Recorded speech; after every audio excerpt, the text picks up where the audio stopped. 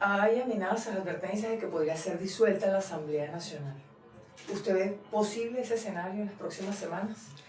Yo creo que las últimas acciones de Maduro y el régimen dan señales de que están dispuestos a pagar cualquier costo político. Obviamente eso es una locura, tanto por el significado hacia los venezolanos y el mundo. Pero lo que sí está claro en este momento para mí es que aquí no existe una confrontación entre dos poderes públicos, sino que es el régimen que le ha declarado la guerra a los ciudadanos, que elegimos una Asamblea Nacional y que representa por vía de la soberanía popular a toda la nación. ¿Esa asamblea no está desacatando directrices, órdenes del TCJ, por ejemplo? Es que precisamente la sala constitucional no está por encima del Parlamento. Nada está por encima del Parlamento, que representa a la soberanía popular y al pueblo. Además, una sala constitucional que todos sabemos cómo fue electa y que lo único que le falta es de declarar inconstitucional a la Constitución. Si eso ocurriera, es decir, si efectivamente se disolviera la Asamblea, ¿qué cree que debería hacer la Mesa de la Unidad Democrática? Bueno, lo que hemos debido hacer hace mucho tiempo, porque yo pienso que el golpe de Estado continuado ya se ha dado. Por ejemplo, cuando Nicolás Maduro le transfiere la responsabilidad de toda la alimentación a Vladimir Padrino López y de hecho subvierte el orden, porque pone al poder civil subordinado a reportarle al poder militar. ¿Cómo se llama eso? En Venezuela o en cualquier lugar del mundo. La designación del mayor general Reverol como ministro del Interior es de hecho una afrenta enorme a la institución militar. Porque es una afrenta, porque Estados Unidos lo culpa del narcotráfico. El gobierno dice que es un perseguido por el imperio, por Estados Unidos. La oposición considera que es el colmo que se nombra una persona presuntamente vinculada con el narcotráfico al frente del Ministerio de Relaciones Interiores. ¿Cómo lo ve María Corina Machado? Yo creo que es la agresión más grande que se le ha hecho a la Fuerza Armada. Y eso es mucho decir, porque han habido muchas en estos 17 años que han buscado debilitar no solamente físicamente, operativamente, pero sobre todo moralmente a la institución militar, sembrando la ideologización y la corrupción en su seno. Ahora bien, ¿No tiene derecho a la defensa? absolutamente, absolutamente. Pero todos sabemos, Vanessa, que cuando la Fiscalía en los Estados Unidos habla de que existe un indiciado es porque hay pruebas muy graves, muy serias. Porque en Estados Unidos hay separación de poderes. Esto no es una decisión política, es una investigación criminal de una institución, una organización que tiene autonomía e independencia. Ahora bien, te pregunto, ¿existe autonomía e independencia en Venezuela y la posibilidad de que haya una investigación realmente seria que arroje conclusiones sobre la responsabilidad directa de Reverol y otros? Lo que sí está claro para los venezolanos es cómo el narcotráfico ha penetrado a distintos sectores de la sociedad, incluyendo las Fuerzas Armadas. Pero el hecho que se premie a una persona que es indiciada con un cargo de esta responsabilidad es la demostración de que formalmente el régimen se autodeclara narcoestado. Ahora, siempre hablamos de presunciones. Desde luego. ¿Cómo piensa que fue tomado el nombramiento de Reverol dentro de la Fuerza Armada? ¿Bien recibido? Terrible, ¿Mal recibido? terrible. Creo que ha generado mucha preocupación. Porque yo sí creo en la reserva moral que existe en la Fuerza Armada. Yo creo que hay jerarcas muy comprometidos con actividades de corrupción, pero la gran mayoría de oficiales, soldados y Guardia Nacional no son parte de este proceso de destrucción, muy por el contrario, están muy conscientes de cómo hoy la Fuerza Armada Nacional no se le permite cumplir con su mandato constitucional en términos de preservar la integridad territorial y defender la soberanía nacional. El gobierno del presidente Nicolás Maduro no parece exactamente débil. Lo comentábamos hace algunos minutos, parece por el contrario, que cada vez tuviese más fuerza. Llegamos al mes de agosto y sigue el presidente Nicolás Maduro al frente del país. Por el contrario, yo creo que las acciones más recientes son señales de que están acorralados y han decidido radicalizar y profundizar y dar una imagen incluso de cohesión cuando todo el mundo sabe el grado de fractura y de enfrentamiento que hay dentro de las facciones del régimen. No solamente los que ya hablan públicamente, sino que se filtran informaciones de aquellos que entienden que esta debacle hay que detenerla, porque es una hemorragia lo que está ocurriendo en el país y hay que pararla, y no me refiero solamente en sangre real, en vidas perdidas. Yo insisto, cada día que Maduro permanece en el poder no se cuenta en horas, se cuenta en muertos, en nuestros muertos. Pero es la destrucción también de los ahorros familiares, del patrimonio del país. Pero hubo gente que votó por el presidente Maduro, igual que hubo gente que votó por la asamblea.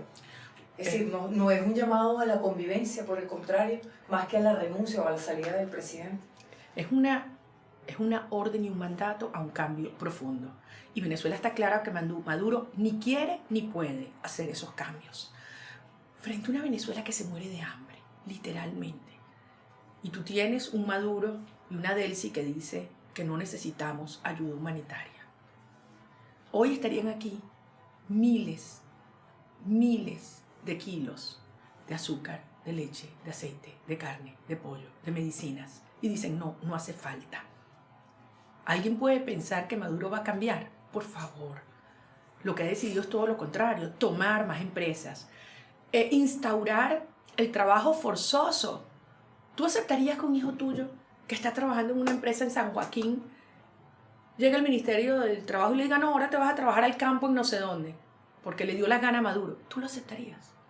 ¿Cómo se llama eso? Aquí y en cualquier país del mundo. Eso es esclavitud, eso es servidumbre. Y frente a eso hay que rebelarse. No van a cambiar, Vanessa. Hay que cambiarlos. Y hay que parar esto. Y por supuesto pasa por la salida de Maduro, pero es un cambio mucho más profundo, porque esta es una lucha ética, es una lucha existencial, es de valores los cambios que queremos los venezolanos. Si no hay referendo revocatorio este año, porque distintos voceros del gobierno insisten en que los tiempos no dan y que no va a haber revocatorio este año. Si no hay revocatorio este año, en primer lugar, sí hay tiempo. Todos los mecanismos y todos los obstáculos absurdos técnicos que han impuesto, todos se han superado en exceso. Ahora, como bien sabemos, esto no es un tema técnico, es un tema político. Entonces, Maduro tiene dos opciones. O le pone la fecha al revocatorio este año, o tendrá que aceptar que la fecha de su salida se lo pondremos nosotros, los ciudadanos. ¿De qué manera? Cuando usted piensa que la ciudadanía le va a poner la fecha de salida a Maduro, ¿en qué está pensando María Corina Machado? Como hacen los pueblos libres que enfrentan la opresión, el caos, la debacle, y eso se hace unidos. Y ahí tenemos que asumir que tenemos que hacer mucho más de lo que hemos hecho, lo digo, como parte de la Mesa de la Unidad Democrática, mucho más.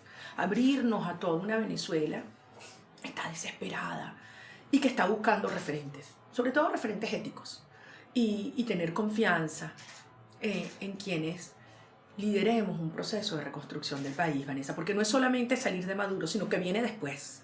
El país tiene que entender qué viene después. Y hay que decir la verdad. Claro que viene mucho trabajo, pero también vienen enormes gratificaciones que las vamos a sentir rápido, porque hay mucha gente desde afuera que dice, pobre Venezuela, esta debacle va a tardar décadas, generaciones reconstruirlo. Y digo, no, ya va. Nosotros vamos a poder ver en el corto plazo cómo atendemos la crisis de comida, de medicina, pero también en el corto plazo tenemos que dar señales de que es una Venezuela distinta a la que se construye con respeto, con institucionalidad democrática y con aprendizaje, y con aprendizaje. O sea, estos 18 años no han pasado en vano. Yo creo que somos otros venezolanos, yo me siento otra persona. ¿Ha estado la MUD a la altura de las circunstancias? ¿Va a estar la MUD a la altura de las circunstancias ante los escenarios y desenlaces que puedan venir? Yo creo que los ciudadanos vamos a estar a la altura de este desafío histórico, porque esto va más allá de la dirigencia política.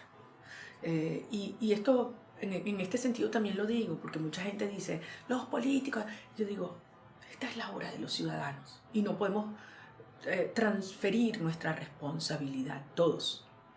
Pero cuando yo veo los médicos del Hospital de San Cristóbal o de Mérida, con quienes he estado recientemente, que te ganan 13.800 bolívares al mes, pero que son capaces de hacer una vaca para pagar una medicina para un muchachito que está a punto de morirse porque su familia no tiene. y lo hacen, se sacan de su bolsillo de lo que necesitan para comer.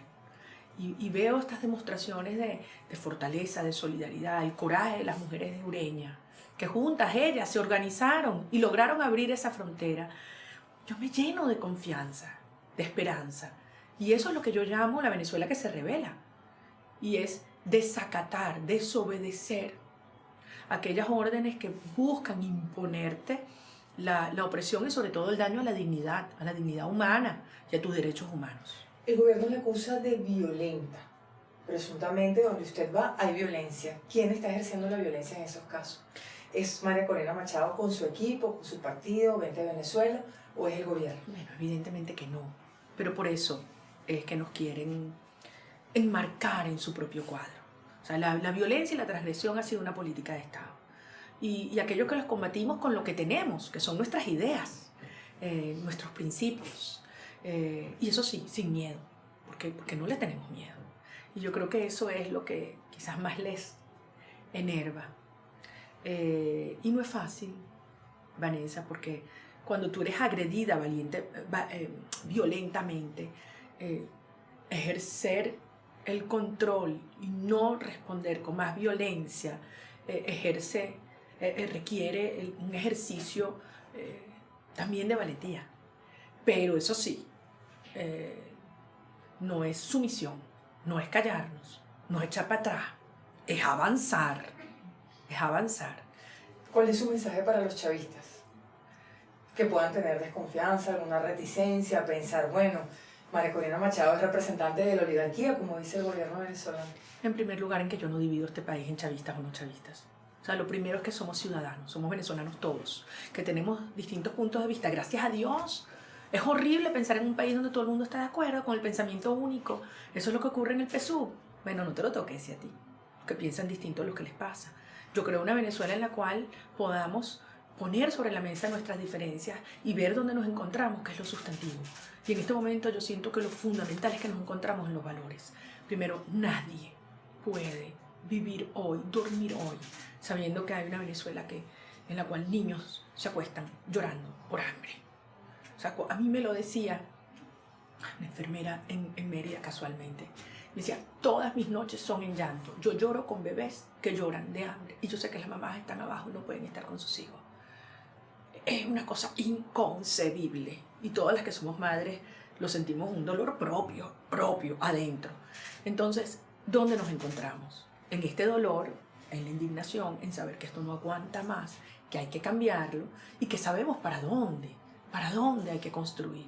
Yo creo que ahí las mujeres tenemos una enorme responsabilidad y un gran papel que jugar, de unir el país, de sanar las heridas, de que exista perdón como consecuencia de la justicia y el reconocimiento de los errores, no de la impunidad, desde luego, pero sí de entender que nos tenemos que encontrar. Y es una Venezuela donde tiene que estimularse el trabajo, el esfuerzo, el mérito, la verdad, la construcción de oportunidades, solidaridad y cooperación entre toda la sociedad. Vaya si ahí hay un espacio de construcción conjunta. Una Venezuela que se abra al mundo, no que se cierra. Una Venezuela en la cual hay respeto a la propiedad, al emprendimiento, un país de oportunidades. Y sí, va a requerir un enorme esfuerzo nacional. Pero yo estoy convencida que incluso aquellos que se han ido tan desesperados se mueren por volver. Y vamos a lograr que esa Venezuela próspera, justa, libre, democrática, solidaria, se haga realidad muy pronto. Yo confío en eso y confío en la fuerza. Como te lo decía antes, tenemos la fuerza. Tenemos la legitimidad de la soberanía popular que se expresó el 6 de diciembre, el mandato de la Constitución y la autoridad moral. Es la hora de actuar. Yo estoy lista. Gracias. Venezuela está lista.